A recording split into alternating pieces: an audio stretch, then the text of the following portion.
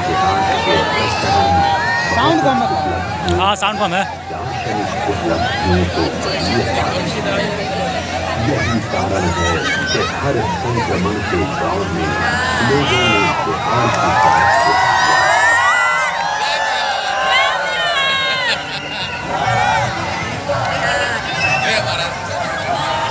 बिहार ने विश्व सभ्यता को पहला गणतंत्र तो दिया है, विदेह राज जनक के रूप में पहला दार्शनिक राजा भी किया। ये भी विश्व सभ्यता में एक अद्भुत उदाहरण है कि जिस बिहार में आस्तिक दर्शन का सूत्रपात हुआ, उसी भूमि पर जैन एवं बौद्ध जैसे अन्य दर्शनों का भी सूत्रपात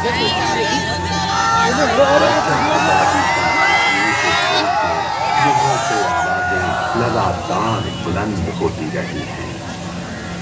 आइए चलिए बिहार की कहानी की शुरुआत करते हैं।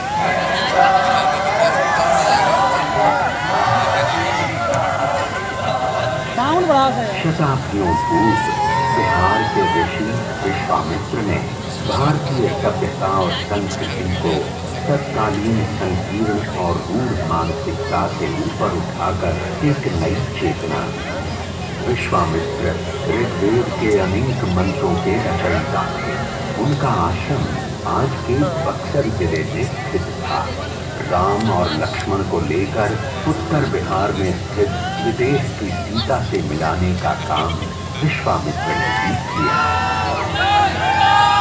लोग जब अपने जीवन के सच, औचित्य, संवेदना और विडंबनाओं का प्रतिबिंब किसी व्यक्तित्व में पाने लगते हैं तो उससे हद तोड़कर जुड़ने लगते हैं। सीता एक ऐसा ही व्यक्तित्व लेकर पैदा हुई। सीता ने अपने व्यक्तित्व से संपूर्ण नारी जगत को वो विश्वास दिया जहां उसे कभी अग्नि परीक्षा नहीं देनी होगी। बिहार की कहानी को थोड़ा आगे बढ़ाते हुए महाभारत काल में आते हैं। इस काल के दो महान योद्धाओं को याद कर लेना जरूरी है। पहले मगध के जरासंध और दूसरे अंगराज कर्ण, जो कि वर्तमान भागलपुर में कर्ण का किला पुरातात्विक धरोहर के रूप में आज भी मौजूद है। क्योंकि कर्ण किसी राजघराने के वारिस नहीं थे, इस कारण उन्हें पग पग पर अपमान का भूख पीना पड़ा था। वो एक महान धनुर्धर होने के साथ साथ महादान प्रति भी थे और इस व्रत की रक्षा में ही उन्हें जान गंवानी पड़ी।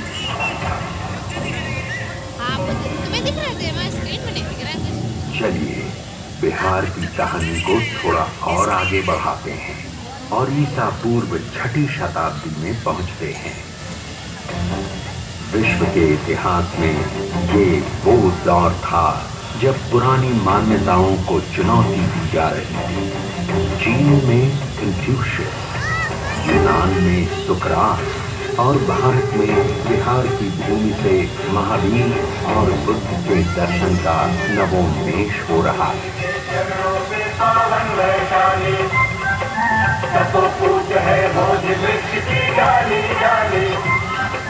महावीर के चरणों से पावन वैशाली,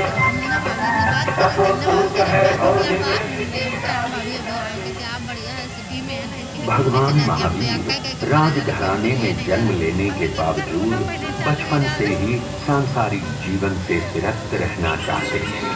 30 साल की उम्र में वे घर छोड़ जंगलों में विचरने लगे और 12 वर्ष की कठिन तपस्या के बाद उन्हें आत्मज्ञान प्राप्त हुआ। जिसके बाद उन्होंने पैदल घूम घूम कर लोगों को अहिंसा का पाठ पढ़ाया और जीने का तरीका बताया। उनका एक प्रमुख दर्शन था अनेकांतवाद। इस दर्शन के अनुसार सच को देखने का सबका अलग अलग नजरिया होता है और जब तक हम सत्य को हर एक नजरिए से परख नहीं लेते तब तक संपूर्ण सत्य को नहीं समझ सकते।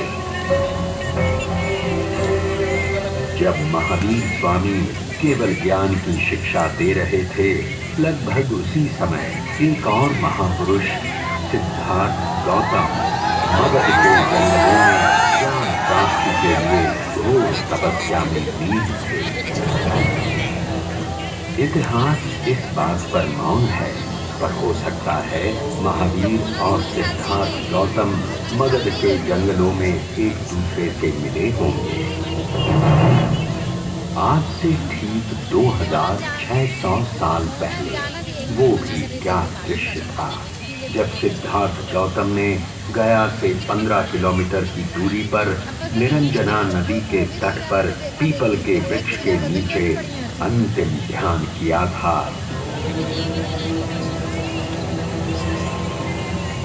और माया के सम्राट मार ने अपने सारे तनुजों को उन पर छोड़ा था और धरती उस संघर्ष की साक्षी बनी।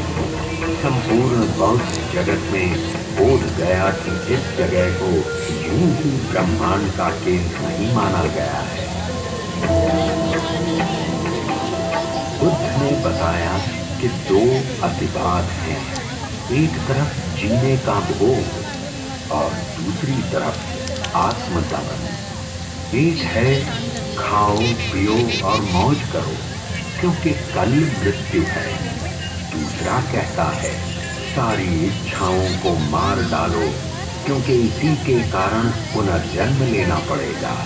उन्होंने इन दोनों रास्तों को छोड़ने को कहा। वे मध्यम मार्ग के विश्वासी थे, जो न प्रवृत्तिवाद है न निवृत्तिवाद। अब हम बात करते हैं मगध के राजा बिंबिसार की। ईसा पूर्व 6वीं शताब्दी में देश छोटे छोटे जनपदों में बटा हुआ था, पर बिंबिसार के नेतृत्व में पहली बार मगध एक साम्राज्य के रूप में विकसित हुआ। जैन और बौद्ध दोनों राजा बिंबिसार को अपने करीब मानते थे। इन्हीं दिनों गंगा के उस पार वैशाली में लिच्छवियों का गणराज्य स्थापित था।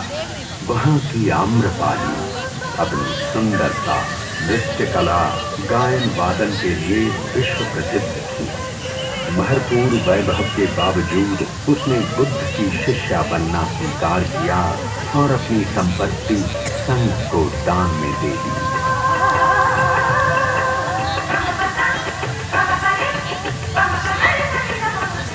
उधर राजनीति के क्षेत्र में बिंबिसार के पुत्र अजातशत्रु ने सामरिक दृष्टि को समझते हुए मगध की राजधानी को राजगीर से पाटलिपुत्र स्थानांतरित करने का फैसला किया और उसी समय राजगीर की सप्तकर्णी गुफाओं में बुद्ध के 500 शिष्य 6 महीने की संगीति के बाद त्रिपिटकों का संकलन किया। बिहार की कहानी को और आगे बढ़ाते हैं और ईसा पूर्व 3वीं सदी के पाटलिपुत्र में पहुंचते हैं। अरे ये क्या, यूनान का राजदूत विद्यार्थी यहाँ प्रवासी जीवन बिता रहा है। गंगा तट का ये शहर करीब 9 मील लंबा है और 1.5 मील चौड़ा है, जो कि तत्कालीन रोम से कम 2 गुना बड़ा है। शहर चारों ओर लकड़ी की दीवारों से घिरा है। लगभग 570 बुर्ज हैं और आने जाने के लिए 64 दरवाजे बने हुए हैं। शहर के चारों ओर सुरक्षात्मक खाई है। लोगों की जो शानो शौकत है वो संसार में कहीं भी नहीं है। शासन की बागडोर चक्रवर्ती राजा चंद्रगुप्त मौर्य के हाथ में है और उनका मार्गदर्शन कर रहे हैं राजनीति और अर्थशास्त्र के आचार्य महापंडित चाणक्य। सिकंदर के आक्रमण को न केवल रोक लिया गया है, बल्कि उसके सेनापति सेल्यूकस निकेटर को हराकर कुरु के हार का बदला भी ले लिया गया है। खैबर से लेकर बंगाल तक शासित ये प्रदेश ही पहली बार भारत का मानचित्र बनाता है। चलिए अब बात करते हैं उस शख्स की जो किसी को संत दिखाई देता है तो किसी को सम्राट, किसी को वो मनुष्यों को परखने वाला राजनीतिज्ञ तो किसी को वो ऐसा विजेता दिखाई देता है जिसने विजय के दुष्परिणामों को देखकर युद्ध को त्याग दिया। कलिंग युद्ध के बाद बुद्ध धर्म अपनाने वाला ये शख्स और कोई नहीं बल्कि चक्रवर्ती राजा अशोक थे। सोचिए वो भी क्या परिवर्तन हुआ होगा जब शासन का संचालन लिखित अभिलेखों पर शुरू हुआ होगा। जहां लोग दीवारों से साम्राज्य की सुरक्षा करते हैं, उसने अपने शासन का विस्तार 84,000 स्तूप बनाकर किया। सचमुच अद्भुत थी राजा अशोक की सोच, और ये कोई आश्चर्य नहीं कि आजादी के बाद राष्ट्रीय ध्वज में अशोक के धर्म तत्व को अपनाया गया।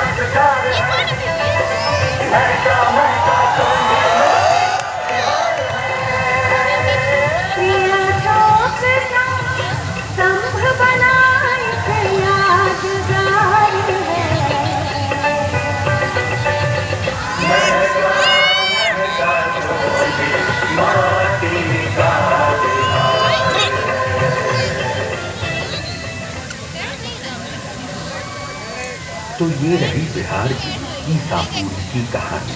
अब हम चलते हैं प्रथम शताब्दी के उस काल में जब वाल्मीकि रामायण का पुनर्गान और महाभारत का पुनर्पाठ हो रहा था। वैदिक संस्कृत, पाली तथा प्राकृत मरणासन्न दौर में पहुंच चुकी थी और महर्षि पतंजलि लौकिक संस्कृत का अभूतपूर्व विकास कर चुके थे।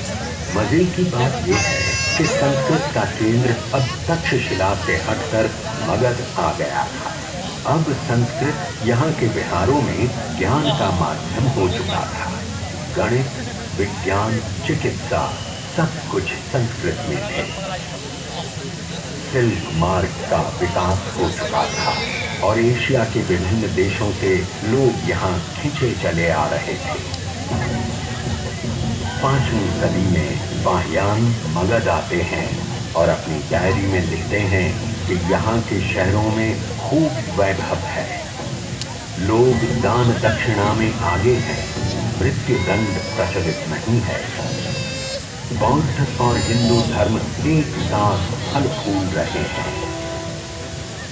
और अब बात करते हैं पाटलिपुत्र से 30 किलोमीटर की दूरी पर अवस्थित उस जगह की जिसे आज तरेगना कहते हैं। 5वीं सदी में खगोल एवं गणित के प्रकांड पंडित आर्यभट्ट तारों को गिन रहे हैं, सूर्य ग्रहण और चंद्र ग्रहण की गुत्थी सुलझा रहे हैं, पृथ्वी के अपनी धुरी पर घूमने की घोषणा कर रहे हैं और उसकी परिधि नाप रहे हैं। अब राहु केतु के चांद सूरज ग्रसने की बात झूठ सिद्ध हो रही है। और अब बात करते हैं एक और भट्ट की। सोन नदी के तट पर बालुका राशि में खेलता बाण भट्ट संस्कृत साहित्य का महान नाटककार, गद्यकार हर्षवर्धन के दरबार का मणिमाणिक बना हुआ है।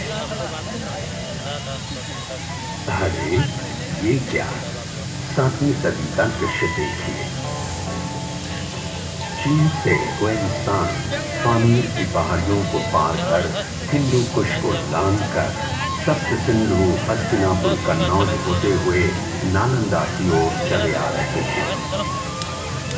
और जब वे नालंदा पहुंचते हैं तो द्वारपाल उनसे कुछ मुश्किल सवाल कर रहे हैं। 10 में से 2 या 3 को ही प्रवेश मिलता है।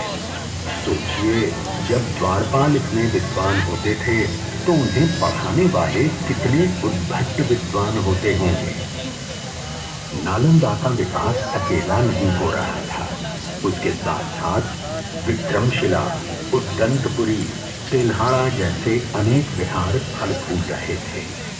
महाबोधि मंदिर बन चुका था, केसरिया स्तूप का भी निर्माण हो चुका था। जगह जगह भव्य मंदिरों, विहारों और चैत्यों का निर्माण हो रहा था।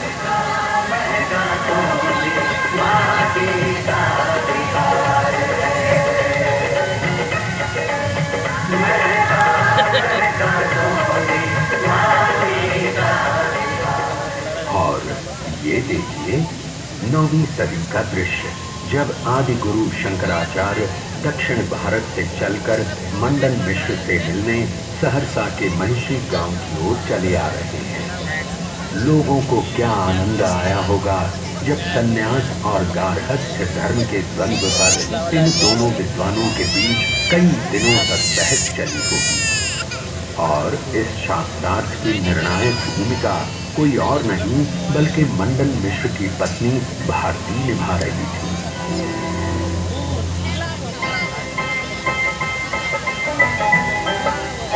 बिहार में वो ताकत थी कि लोग हर तरफ से खींचे चले आ रहे थे और इस सिलसिले में अगली कड़ी थी सूफी संतों। बिहारों का स्थान अब दरगाह खानकाह ले रहे थे। मनेर शरीफ, बिहार शरीफ, फुलवारी शरीफ जैसे कई पवित्र स्थलों का विकास हो रहा था और इस इलाके में इतने विहार बने हुए थे कि मुगल शासनकाल में पूरे प्रदेश का ही बिहार पड़ गया। सरहप्पा की कवि कुल परंपरा में देसिल बैना सब जन मीठा के उस गायक विद्यापति के बिना बिहार की गलियां सूनी पड़ी रहती। नालंदा विक्रमशिला भले जला दिए गए हों, फिर भी गलियों की रागिनी जिंदा थी। बिहार की माटी में इतनी उर्वरता है कि 14वीं शताब्दी में ही पुनर्जागरण के लक्षण विद्यापति में आ गए। संस्कृत अब पोथी की चीज हो गई। लोक भाषा के कवि विद्यापति पूरे पूर्वांचल में छा गए।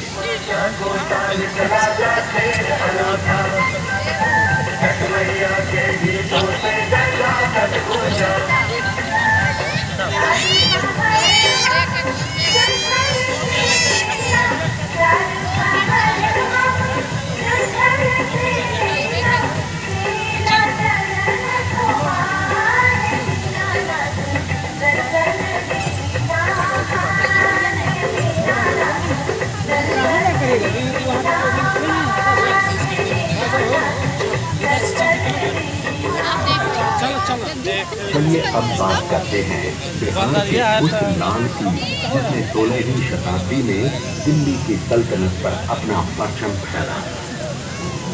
वो न केवल युद्ध कौशल में महारत हासिल किए हुए था बल्कि उससे भी ज्यादा कुशल शासन प्रबंधक था। उसकी सुदृढ़ शासन व्यवस्था का लाभ न केवल हुमायूं और अकबर को मिला बल्कि अंग्रेज शासन को भी मिला। ढाका से पेशावर तक की सड़क, रोहतास का किला, पंजाब में झेलम का किला, दिल्ली का किला, पटना का किला, सभी उसके अवदान हैं। ये कोई और नहीं पर शेर शाह सूरी थे।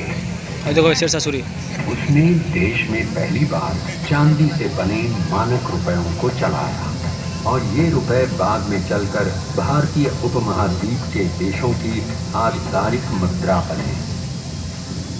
उसने डाक व्यवस्था को दुरुस्त किया और पाटलिपुत्र जो कि 7वीं सदी से ढलान पर था उसे पटना नाम देते हुए फिर से विश्व के मानचित्र पर ला खड़ा किया।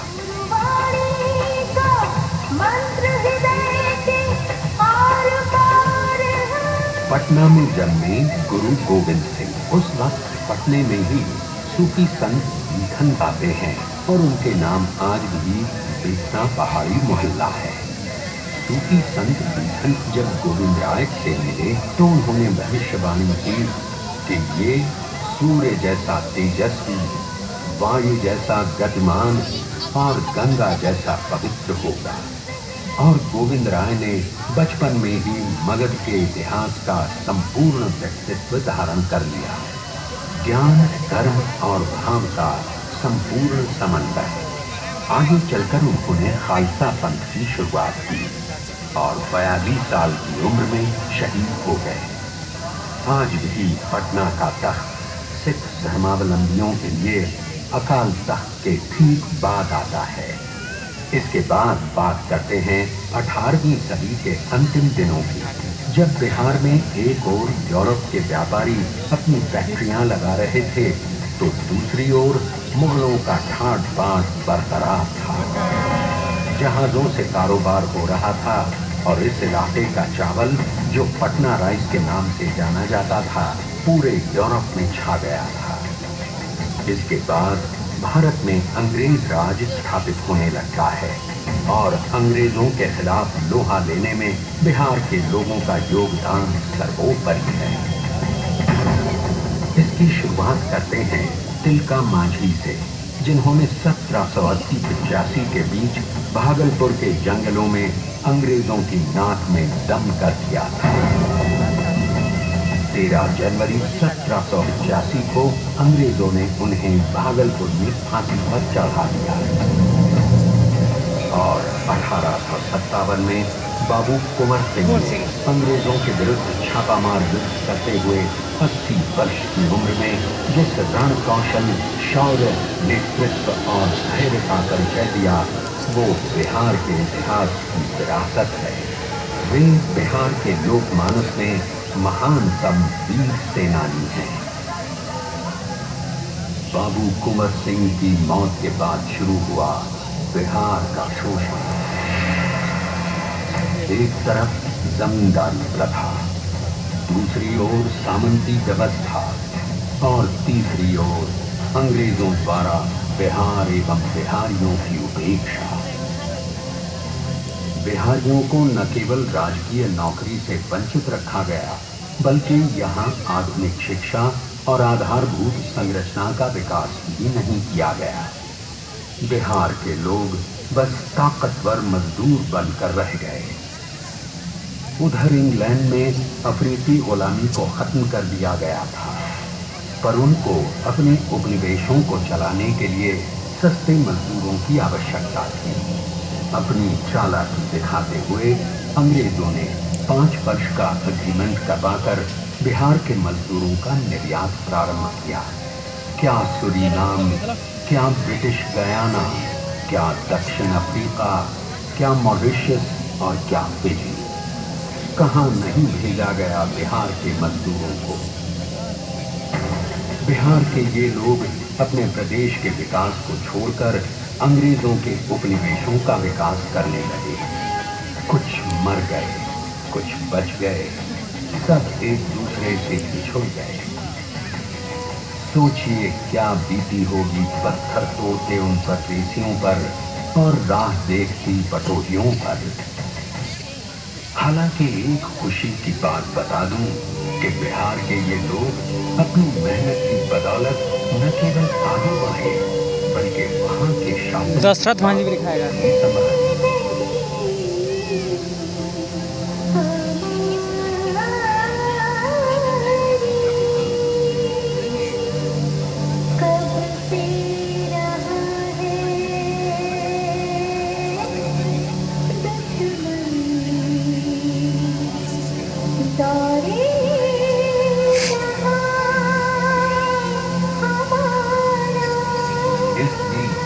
स्वतंत्रता संग्राम के लिए बिहार ने एक से एक क्रांतिकारी को पैदा किया,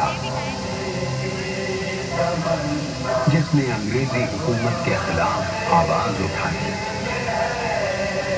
आप सब लोग जानते हैं खुदीराम बोस को, जिन्होंने अंग्रेजों पर बम फेंका और इसके बाद हंसते हुए फांसी पर चढ़ गए।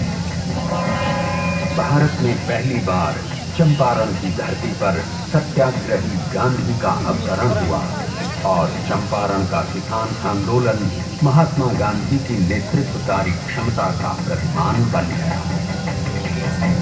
और इस क्रांति की पराकाष्ठा हुई 11 अगस्त 1942 को, जब पटना सचिवालय पर तिरंगा फहराने की कोशिश में अंग्रेजों की गोली से 7 किशोर शहीद हो गए। बिहार के सपूतों की ये शहादत समूचे विश्व में अपने तरह का अकेला उदाहरण। पिया